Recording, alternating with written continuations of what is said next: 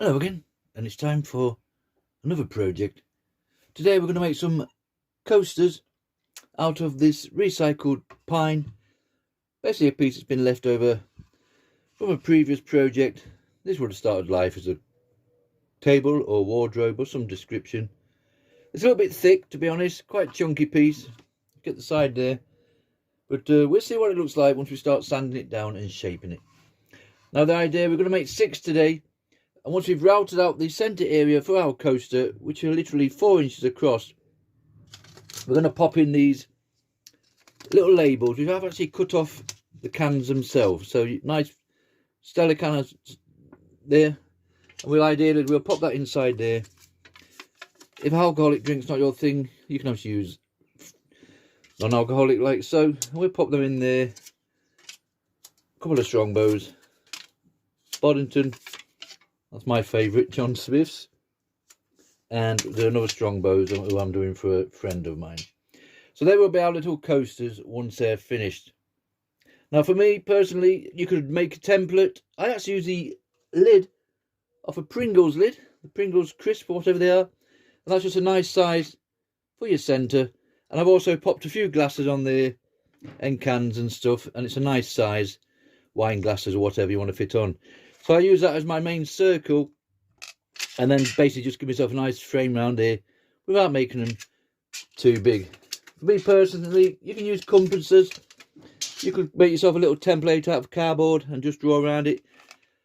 I'll just get a little cheap plastic ruler like so, and I burnt a little hole in with a pen, marked off my 2 inner circles and 2 bigger ones there, and basically I just use a pin myself, mark it off like that. Find your centre hole where you wanted it, and then pop your pen into that other hole there, and that will give you a nice outer circle on all 6 of them.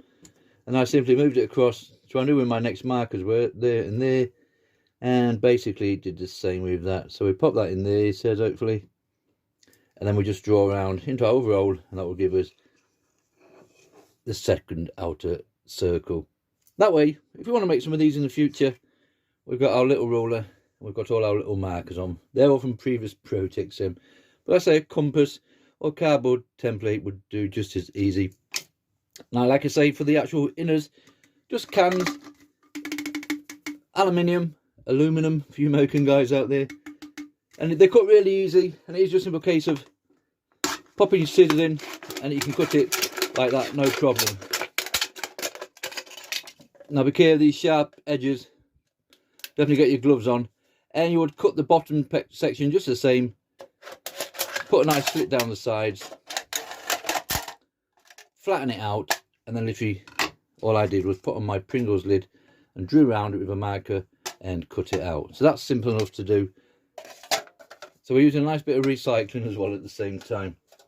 So we've got our bits there. Now it's a case of simply going to route this out about 3mm. And then we'll cut it out on a scroll saw. Put a bit of stain on there maybe, or a bit of linseed oil to finish the wood off. And then we'll pop the centres in.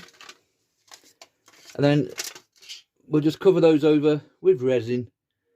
And then once it's all nicely set and cured, we should have 6 little coasters to use when needed. Okay, so far so good. Right, let's find out what router bits we're going to use. Right, normally I would use end milling bits and my CNC bits to do the lines first. Today I'm just going to go straight in with one of these straight flush bits. They come in various sizes, quite chunky things. 2 blades, and they get right down to a single blade should I say. That one's quite burnt out, so we won't use that one today. So I'm just going to go with a little double bladed one like that. We'll pop it into a depth of 3mm. I made a little homemade gauge there, so I can put the router on top of there, and that will be my depth. And I think that's plenty for the disc to sit inside there, the label should I say, and give us a couple of millimeters of resin over the top. So I'll set this up to 3mm on the router. I'll do one to show you, and then I will quickly do the other 5, and then we'll go on to the scroll saw. Do one to show you, and obviously I'll do the other 5, and then we'll general tidy up, and then we'll be popping the labels in quickly and putting the resin inside. Obviously once we've decided what oils or stains we're going to put on. But let's route these out now. Right, we've got that straight flush bit into our router set up. Now that's roughly about 3mm. I want to go a little bit deeper than that. I've done a couple of sample holes. I can just show you there, just to see which one we're going to go for. And I think that's going to be the better one, but it's just a little bit too deep. There's no need to put any stress on your router bit or the router itself. Sometimes you have to do 2 or 3 passes. We'll get away with 2 on this. So I'm going to set it at that one there, which is about 3mm, if not slightly under. And we'll do the top layer first, make our little lines all the way around, give it a clear out, and then we'll set it a little bit deeper and literally just skim over it again. Saves a lot of time and stress on the machine. Okay, let's start routing this one out.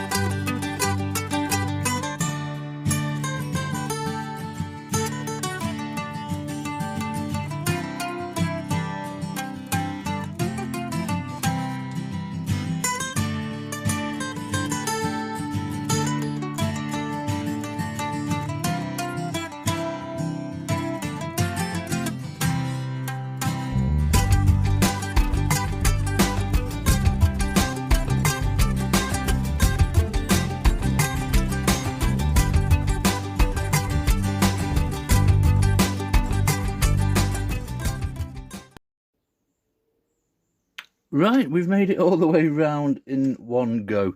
And I think that's going to be deep enough.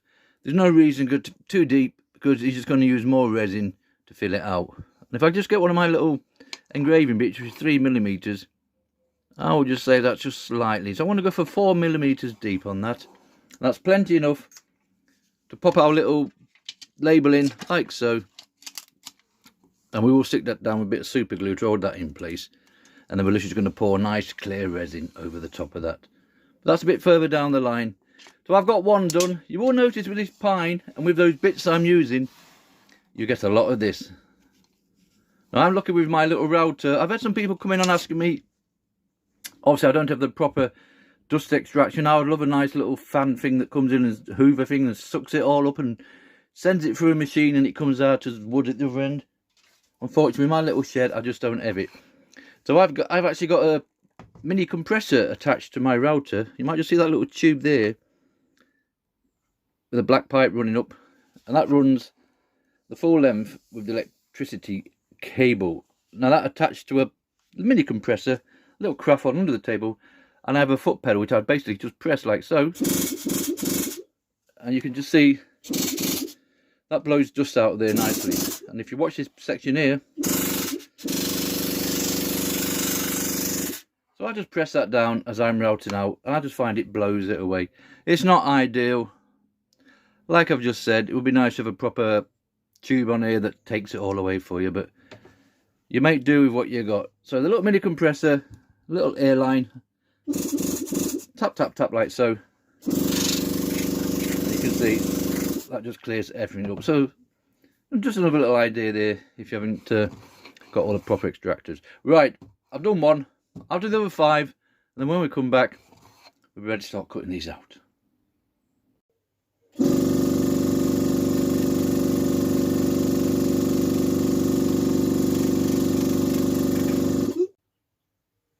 Right, you can see from that, we've routed out these 6 little coasters there with the straight flush bit.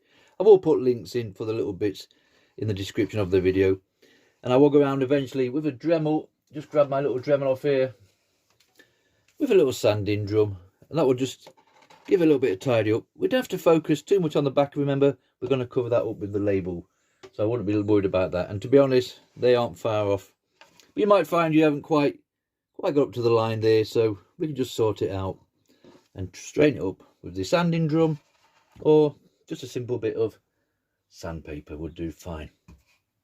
Now We're going to cut them out next on a scroll saw.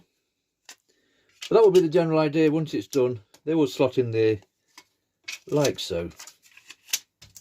And then we will super glue them in just to make sure they're secure, and literally just cover over them with some clear resin. Level with that. By the time it's slightly concave, once it's cured, there'll be a nice little coaster there to place your drinks on. Before that, we just want to cut it out on a scroll saw and just give it a little sanding down just around those little edges off so they're not so sharp. For that, I'm going to use a spiral blade. I like Pegasus number 5. I use it on everything from 3mm to 2 inches. The other blades you can get are your standard pin blade. They have a pin at both ends like so. They're perfect for this project because there's nothing too complicated to cut out. And they also do a pinless blade. Really fine work. They're fantastic if you're doing a lot of detailed work and you want to go inside a cut.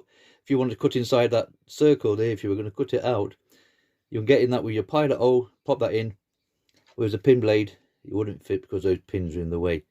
So pinned, pinless or spiraled, they're the 3 basic ones I'm going to say. There is fancier ones that have teeth going one way and teeth reverse cut, something like that. I've never used them, so I can't comment too much on them. Unfortunately, with my little spiral blade, scroll saw should I say, I have to use these adapter clamps top and bottom. And remember, your blade wants to feel smooth on the way down and rough on the way up. That way you know you've got it in. Right, well, let's just cut one of these out quickly and I'll do the other 5 off camera.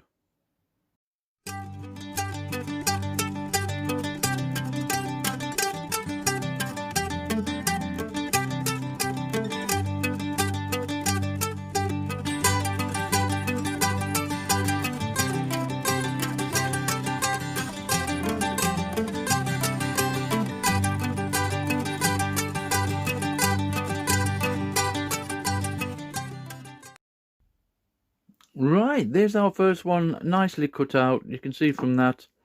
So there's our general coaster shape. We will go onto the belt sander or a bit of sandpaper and just round it off nicely. You can see a little section there where I'm maybe not quite up to the line. I'm certainly more of a router than a scroller, but we'll give it a go. So there's one of 6. I'll come back in a minute when all 6 have been done and we can just do a nice general tidy up, and then we'll be ready for popping our label in and topping up with resin.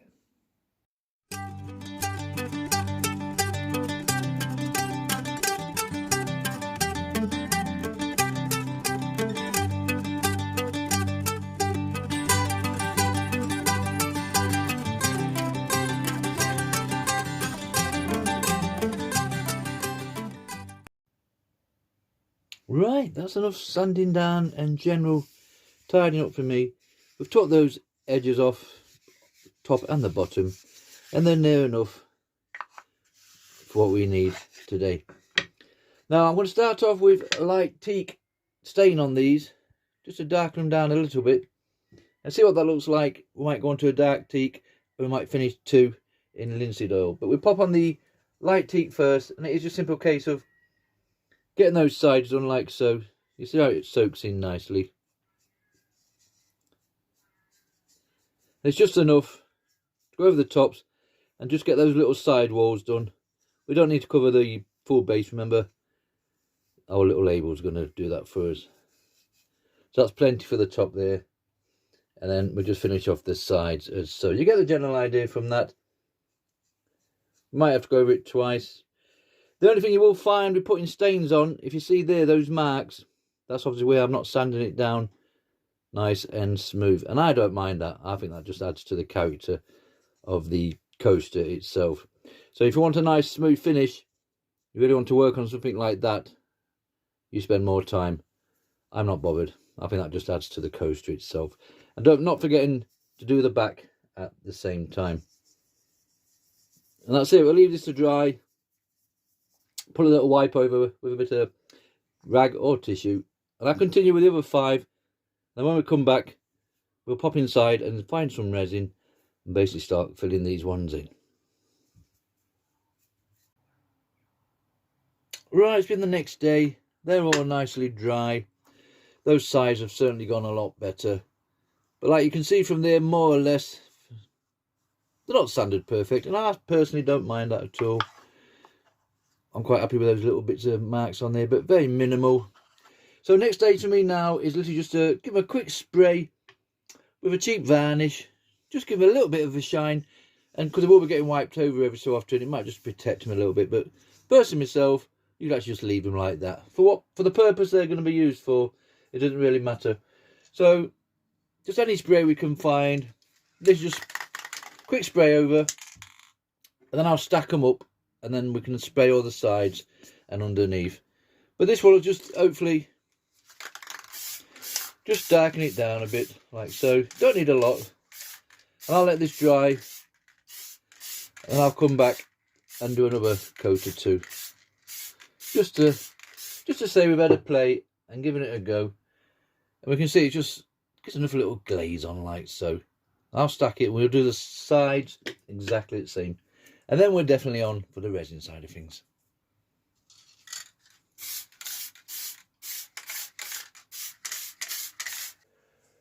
Right, it's the next day. That varnish is all nicely dry now. It's given us enough to give a little shine on it, and I'm happy enough with that. Now it's just a simple case of sticking all these labels into our coasters. I've done these 5 already. They're all nicely done, and they're waiting for a nice layer of resin to be put on top. So nothing fancy with your sticking down. Any super glue would do. I wouldn't try and just put these in with the resin itself, because the resin could possibly get underneath and the labels would raise up slightly. So just a quick layer around there, just put it on. It don't be too fantastic. Remember, it's going to be all nicely secured in with the resin itself. And I think that'd be near enough for what we want. Nothing fantastic, like I say. And we just pop that in there, press it down, and just hold it there for a couple of minutes until it's all nicely secure. And that's it. The rest have all been done. So now the next stage is to go find some resin. Right, the resin I'm going to use today is a Vista one. I've tried 4 or 5 types, and I've been happy with all the different results. This is a 2-part 1-to-1 mix. So basically, whatever you're putting of A, your resin, you want exactly the same as B, your hardener. Some resins are 2-to-1, 3-to-1. So just watch that, and just make sure your resins are mixed by volume. So basically the same of each A and B. Some resins you'll actually weigh off, and the resin A will weigh different to the hardener B. So read the labels. You also get deep pour resins if you're pouring 2 inches plus. These are just nice, simple for little craft resin for so and so. I've started using these little ones now. I normally had bigger containers like this one here, but in clear, I've struggled to find them in my local shops today. So I've gone for these little small ones. And we literally just have one for A, like we say for the resin, one for B, and just put the same with each. So I'll just do an eye, mark it off somewhere where I want it. Same with B, then put the 2 together, and then we're ready just to simply pour it on top of here. So I'll mix this off camera, and then when we come back, we'll be ready to pour these coasters. Right, there's our resin all nicely mixed. I tend to use these party knife and forks. They're ideal because they have a little lip on the end. I end up transferring the A and B into a 3rd container just because I couldn't get it to fit in the smaller ones. But I will look out for the clear cups. I don't like these white ones, to be honest, but anyway, it is what it is. So now it's just a simple case of topping these up. We're going to go level with the wood, and hopefully once it's all cured down nicely, it's just enough that it's not obviously overflowed. And there's different ways of doing things, so literally straight in like that. But let it find its own level. We can always go afterwards and top them up. And don't be concerned about all the bubbles. We will be skimming over these with a lighter, and that's just enough to release all those bubbles away. Now obviously they're not a perfect fit as regards to the circle, so we don't mind if a bit of resin goes underneath. Remember, it's glued down, but that will help secure it all a lot better. And once we've got nothing like so, we can literally just top them up a little bit. They will find their own level eventually, but I just like an oversized cocktail stick, and I will just help it along like so. Or obviously you can just literally just lift them up and rotate around there till you get to all those edges.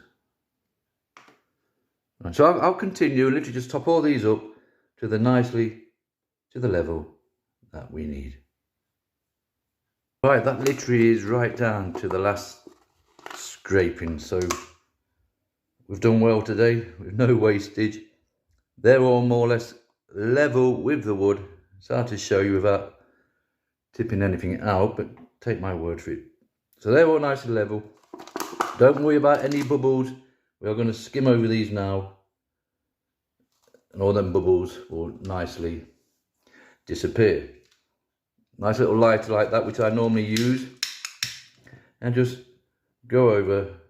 You might be able to see from there, I don't know, but you can see all those bubbles just nicely disappearing. If I can just show you one with the bubbles, I don't know if we can pick them up.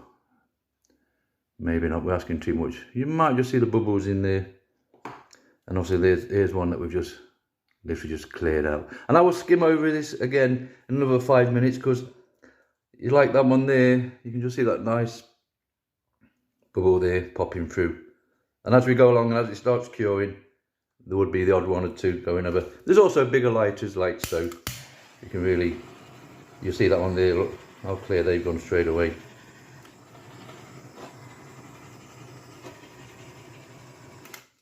And that's it, that's all we can do for now. So we'll get a cover, excuse me. I'll pop a couple of little plastic things in like so. Get a nice cover. Any flies, dust or anything, they will find it and stick to your resin like anything. And that will literally just pop on there like so.